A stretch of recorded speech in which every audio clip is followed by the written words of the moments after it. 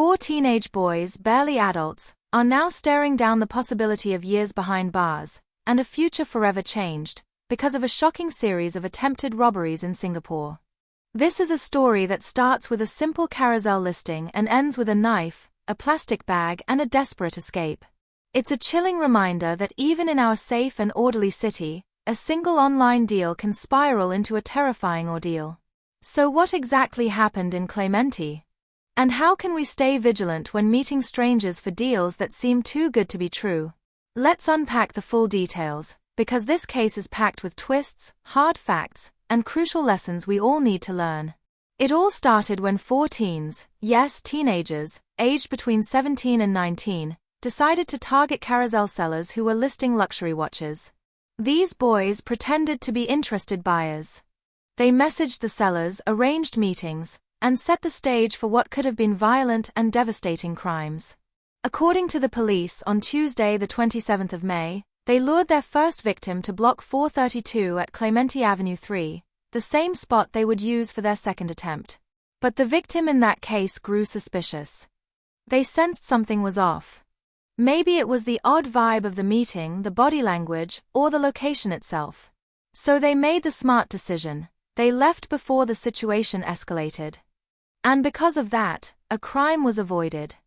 But the very next day, on the 28th of May, the teens tried again. This time, the setup turned even more sinister. At 1:44 p.m., they met a seller at the same Clementi block, again using Carousell as the bait. One of the suspects had a knife. The other tried to cover the victim's head with a plastic bag, likely to prevent them from seeing or identifying the attackers. It was a terrifying moment, one that could have turned deadly. But the victim fought back. They managed to escape the ambush and immediately called the police. That single act of bravery and quick thinking set in motion a swift response. Officers from Clementi Police Division sprang into action. The two suspects from the Wednesday attack were arrested later that day. The knife, used in the attempted robbery, had been discarded but was found and recovered by the police.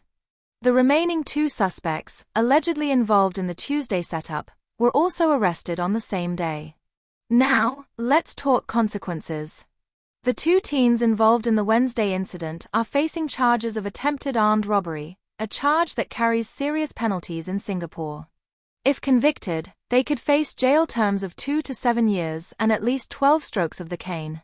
One of the suspects from Tuesday's attempt will be charged with attempted robbery, which has the same jail term but a minimum of 6 strokes of the cane. The other teen is being investigated for criminal conspiracy to commit robbery. Let that sink in. These teens, who were just a few years out of school, are now entangled in the criminal justice system, all for a moment of reckless greed. Was it worth it?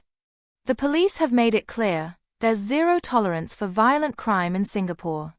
They are taking firm action against those who dare to use violence, especially in premeditated attacks like this. And they are urging everyone in the community to stay alert, especially when meeting buyers or sellers in person. If a deal feels too good to be true, if the buyer or seller insists on a secluded location, or if your gut tells you something's off, trust that instinct. Cancel the meeting. Walk away. And if you're in a situation where you feel threatened, stay calm. Take note of identifying features like height, build, clothes, or tattoos, and call the police immediately. This case also highlights the evolving risks of online marketplaces. Carousell, Facebook Marketplace, and other platforms have made buying and selling incredibly convenient, but they've also created new opportunities for criminals to exploit unsuspecting users. That's why public safety awareness is so critical. The police recommend meeting in well-lit, public spaces. Some locations even have designated safe zones for transactions. And if you're selling high-value items like luxury watches, consider bringing a friend along or choosing a location with CCTV cameras nearby. What are your thoughts on this case?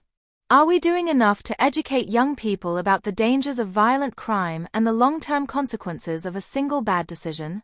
And when it comes to buying and selling online, have you ever had an experience where something just didn't feel right? Let's open up the discussion in the comments. Your experiences, your thoughts, and your ideas matter.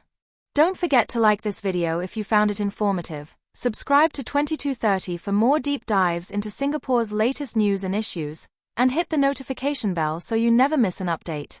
Stay safe, stay alert, and stay tuned for more.